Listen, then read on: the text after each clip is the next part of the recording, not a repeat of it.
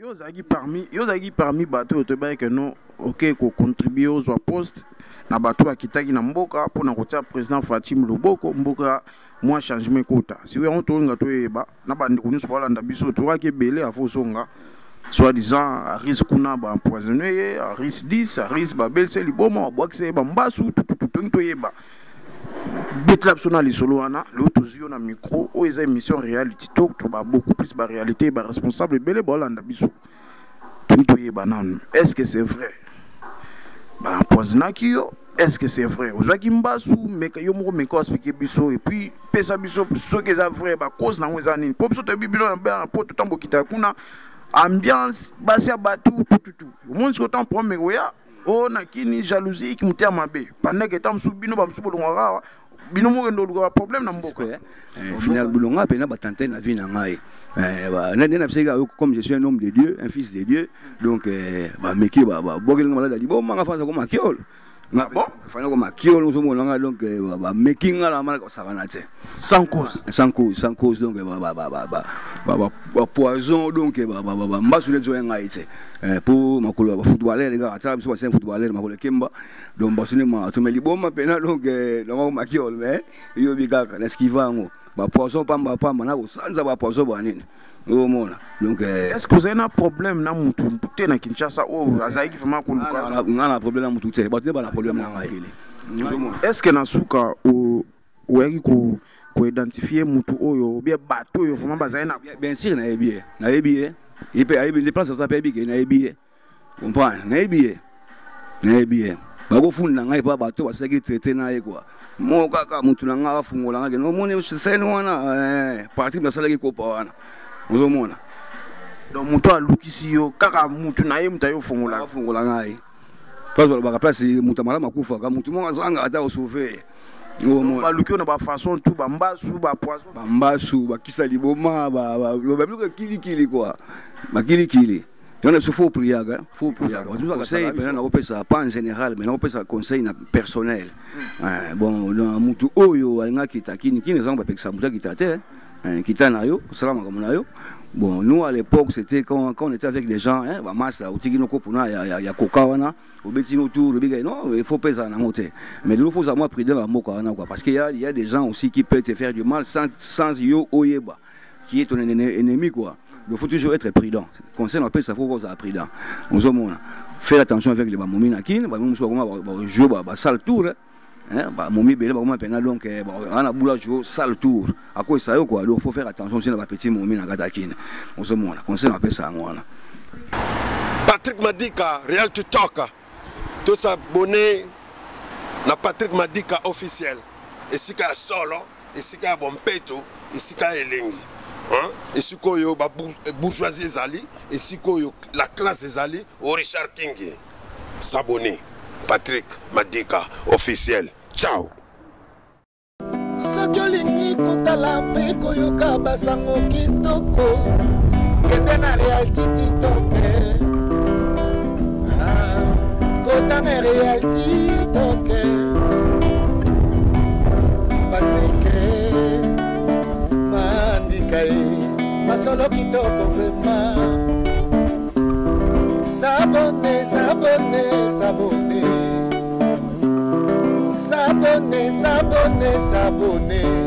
La Patrick Madika officiel En tout cas, Sokolingi Okota Okota Sanate Yaka Yoka Et le Bélia Kitoko Image à Kitoko Notre le Black Sport religieux, musique, nyonso, politique, nakati. Na babola pesa makate. Reality Talk. Aïe aïe aïe. Reality Talk. Aïe aïe aïe.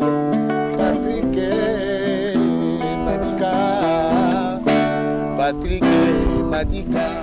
Bonjour et bonsoir, bienvenue dans votre émission Reality Talk avec votre humble serviteur Patrick Madika de London City. Comme d'habitude, vraiment, tu es libino, intervient avec nous, rabino.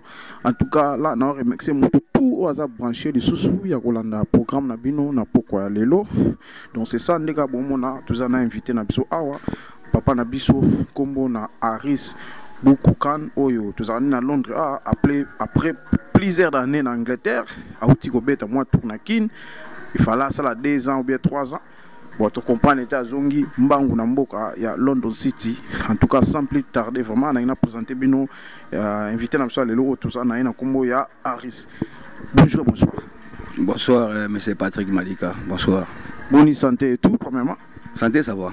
Santé, ça va. Je suis de retour dans le terrain après quelques temps passés dans le pays.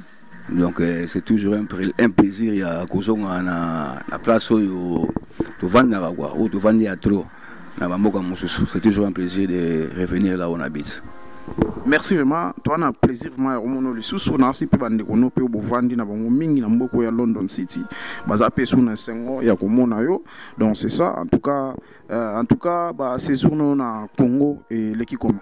Séjour dans le Congo, je dirais que l'équipe bien. Et l'équipe bien. Nazaki chanceux, il y a la place à Malam.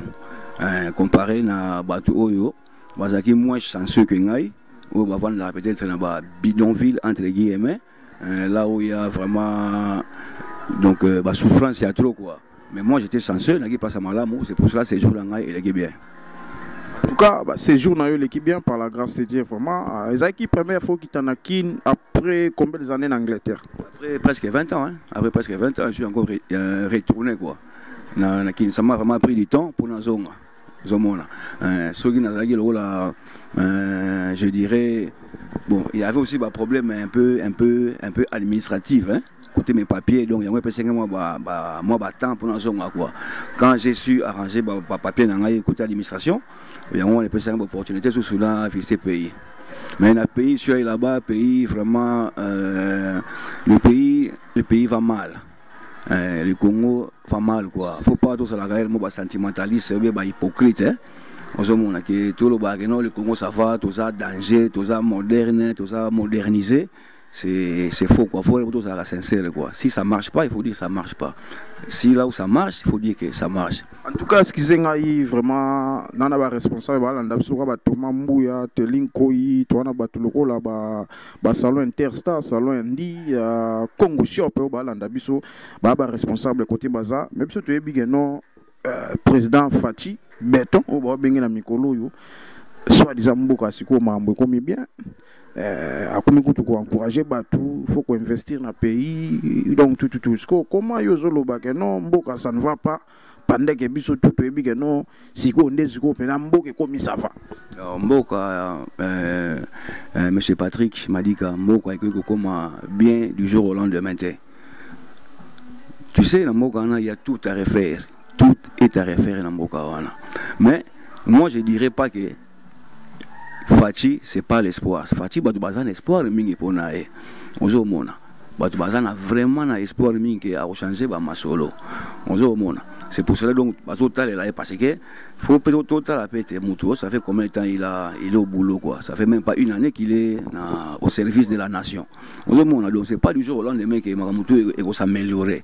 Ozo mona. Moi personnellement équipe na tout au bazaliwana na un espoir que va changer ma solo mais faut pas ça un peu moins temps c'est pas seulement le jour au lendemain c'est ça les premier mandat na habité même pas une année tout peut seulement 2 3 ans 4 années peut-être au total mais comment ça fait 4 ans que était c'est que ça fait non j'ai fait ça vous comprenez si c'est un peu trop tôt pour tout juger mais selon ngai nebike espoir mingi c'est pas na que ma solo va changer un jour on a César souya biso tout oyo tozala makila ya mboka na biso Congo to sambu na biso ezali non un jour mboka na biso va se retrouver biso pe bata poto pe to comme na moi liberté moi muke par rapport nde to tindaka mais est-ce que ville ya Kinshasa ou trouver encore mapo to moni déjà bakomi ko bongisa ba point comme ça la mande ba ba liboso kala Kinshasa salité Kinshasa poubelle Kinshasa tout yo kiti Kinshasa obeti quelque ba mois kuna après 20 ans d'absence selon yo est-ce que Kinshasa siko moi ça va est-ce que moi ba fort comme ça ba kino ba kompena ko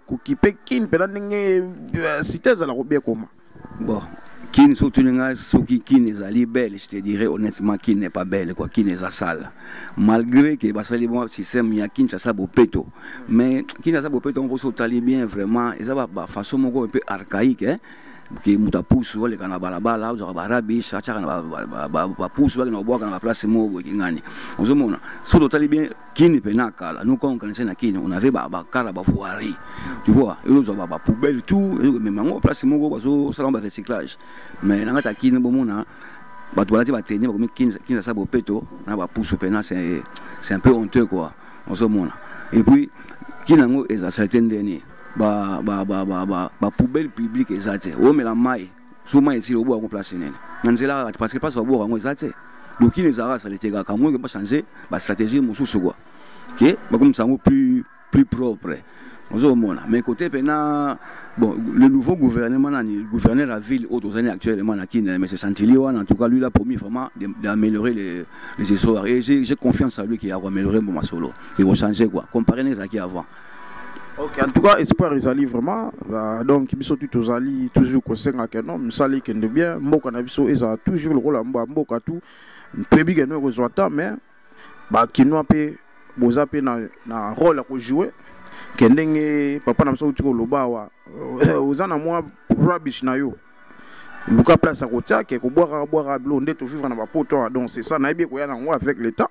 Mais ce que tu as il fallait bêter, ils ont prévu au bêta, ceux qui 2 ans, bien 3 ans à Poto, na Kinshasa par rapport à projet au Kendela qui n'a Omesco. C'est conscience, on est sali gozonga Poto Mbang. Il y a Mokili, bon, avant de que les gens disaient beaucoup quand on sonne, ok, il faut faire attention à ça, comme selon je suis sûr qu'il y a bien, il y a cigaté, il y a qui ne tout cas, qui n'a monté ma langage personnellement, c'est long en anima, monté que non.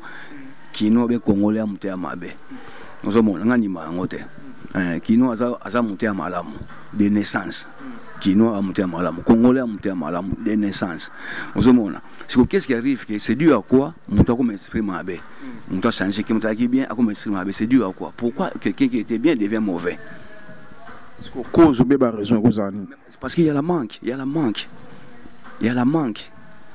so aux arriver qu'au pays moi mesure ya koko melate hein moi lipe au déjeuner zate uzomona mundu musoko yino kwa puta musolo tika mbatika wa bi amba tukuza kachache pour le futa mususo comme les garçons uzomona akangelo kanda bêtement comme ça sans cause mais si quelqu'un arrive à avoir les peu ces minimum là aux acquis dans le passé congolais de nature a monté à malamu c'est le manque d'après moi c'est le manque qui les rend mauvais. C'est le manque, c'est tout à fait normal. Bon, c'est normal, mais c'est tout à fait normal dans le sens que notre ébi, bablo gwani bani les lots, ça fait quelques battants au ébi que non, batuming pe bakendara, ba robeta masolo kuna que non, koke bana bobo parce que citation ni yo kutana ngo par rapport ndenge ozongi poto rapide biso toyebi que nous avons un projet na yo moko personnel na bité soko ngolo bango ou pas, mais c'est comme si ozongi par rapport au temps na yo vraiment comme prévu.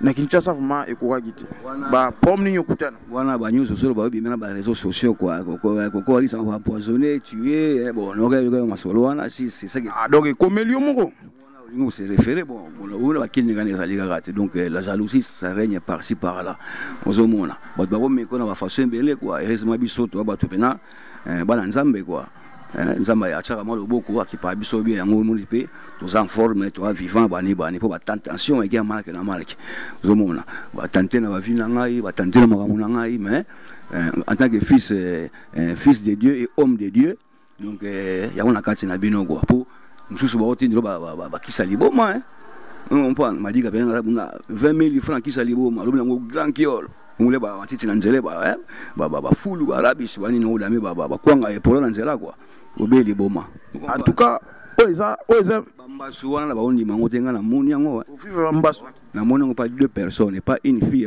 et un garçon ta la lokolo donc autant lango des fois tiens ah bon et ça des fois autant la moko c'est fini mais sikoyo bandeko to balanda biso maître Dickens ko to za to peso mbote to bossa ni soute Berli Diogo donc to ke malembe empoisonné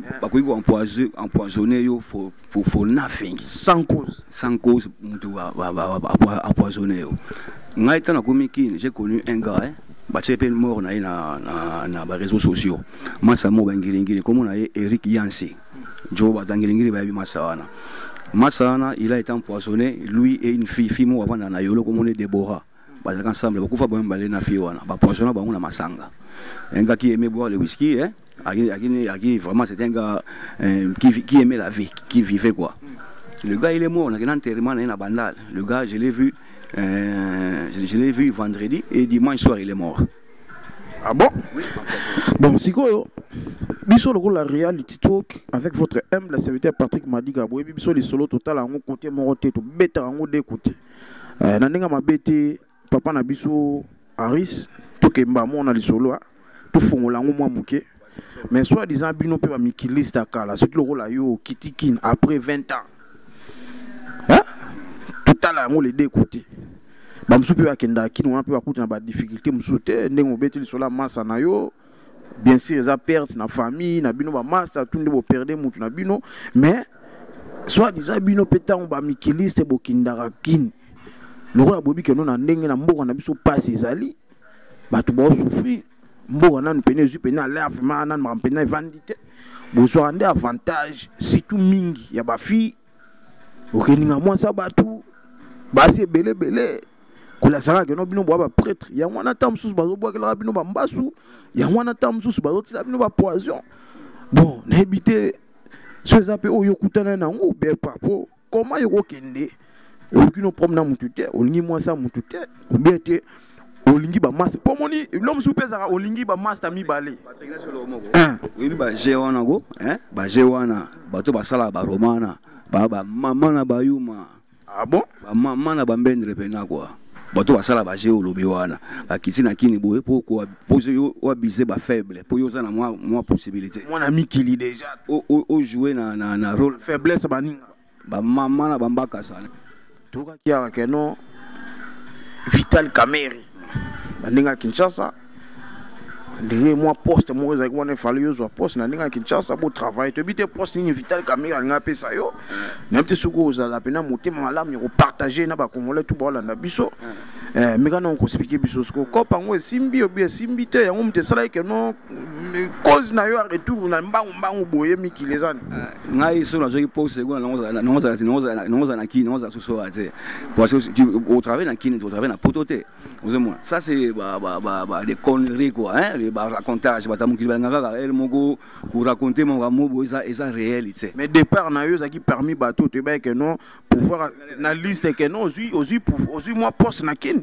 biso te ba ndo kitikini au travail na gouvernement boa permis bateau bo tia moi imprise pour un changement mboka parce que là on y sali que non soit disant au soutien na poste ngo zongi mikili mbangu m'expliquer biso nan na soutien poste c'était ce qui so ba pesi ngai na libo go ngai na libo honnêtement hein je dis honnêtement so ba pesi ngalo poste mo so ngolo na kozolanga poste na te na boudon parce que na ligne na ba capacité au salaire comme boulot wana te yo pesa ngate na diriger le la compagnie la Volkswagen 20 000 travailleurs na tête wana te so pesi une compagnie mo 20 travailleurs na 50 travailleurs na go gérer vous mona ba poste na zali za ba tala we ba tout ba travailler na gouvernement na go ba blague te ba sa ba romante moni fachi nenga za wana awatala bango groupe de gouvernement tout a fait wana ba hotela mutu ko travailler bien tu mutu wa o ko bebisa auto ba conséquences na ye au moins bato kanga nani père o nani nani ministre ya santé wana bato kanga kuta ba nini ba matali soki ba boma kuna ngoki makota sefa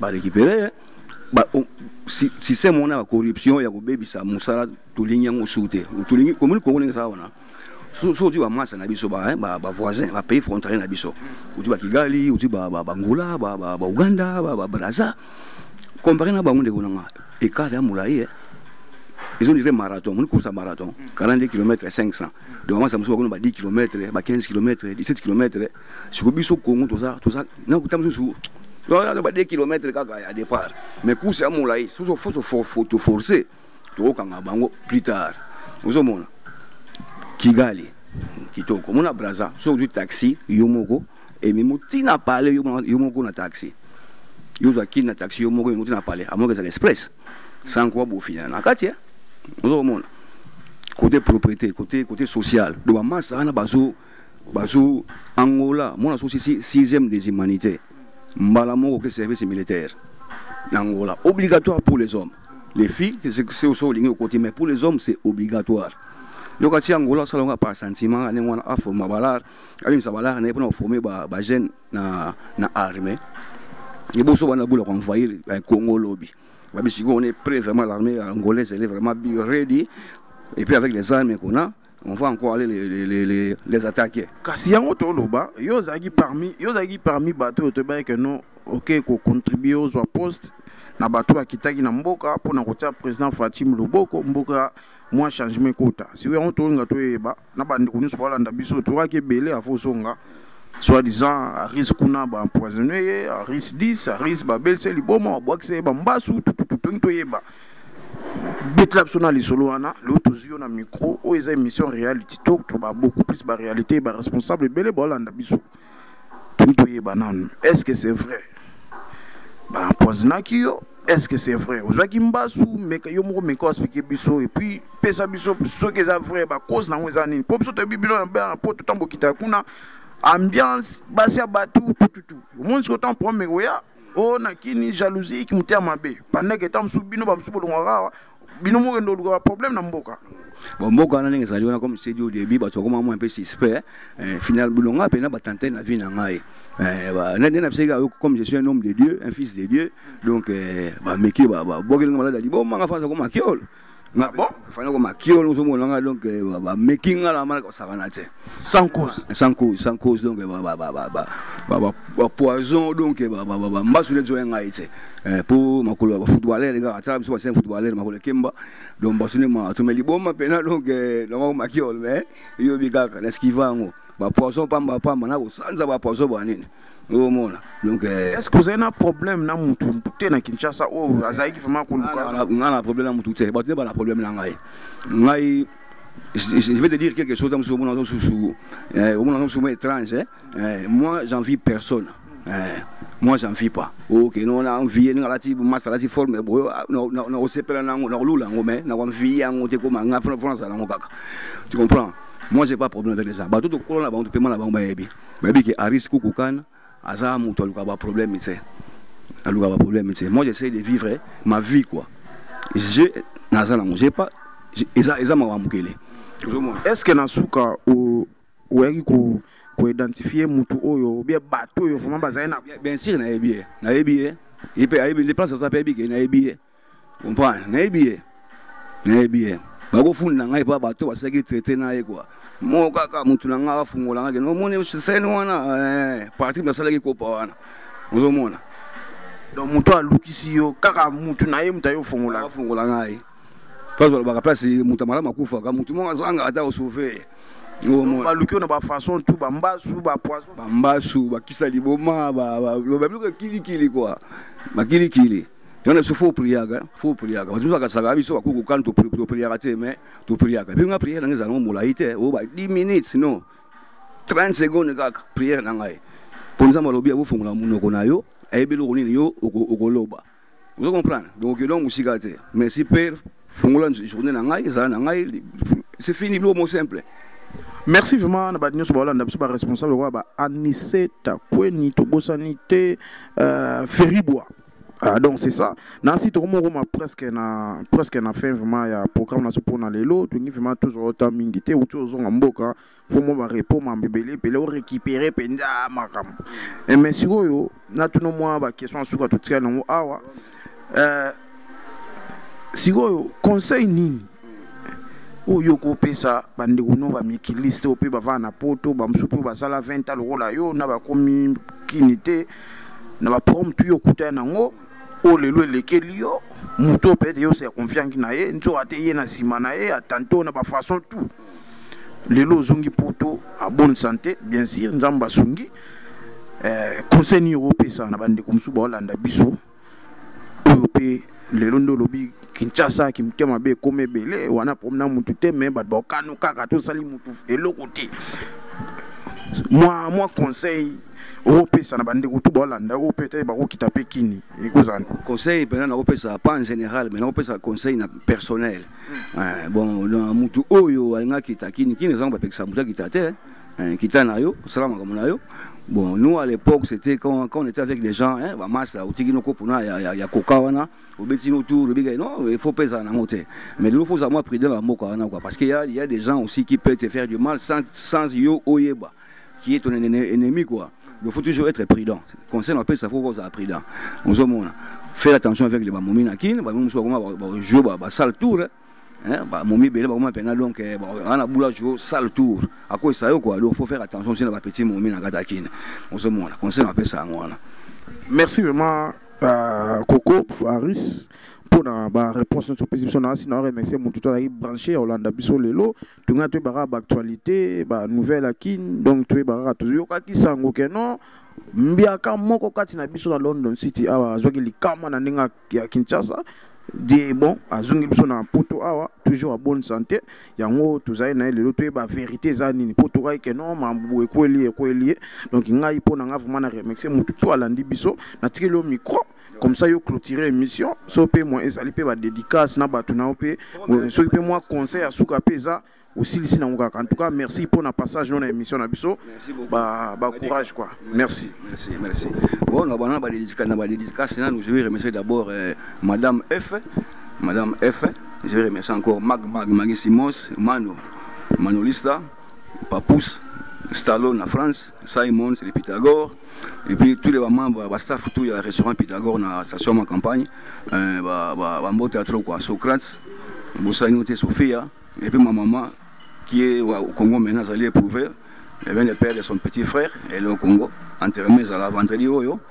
Et puis je remercie encore tous ceux qui ont suivi le programme. Il y a Massa Nabiso, Patrick Madika, Reality Talk, l'émission est bien, l'émission qui édifie quoi. Donc, et puis je remercie encore Batunion au Bata la programme Oyo, ma commentaire Nabino, Boutine la Patrick, Yamabé, Yamazal est bienvenu, Yamala mon père est bienvenu quoi, parce qu'il faut toujours positif la négativité. Et ça n'a pas été que non, tout ce les gars aussi, Magamala, Mwa, quoi, photo, le Magamabé pour l'amélioration et puis changement. Je remercie encore Batunion sur le programme Oyo, puis à la prochaine, merci bien. C'était votre humble serviteur, Coco Aris et le Koukoukan. Bye bye.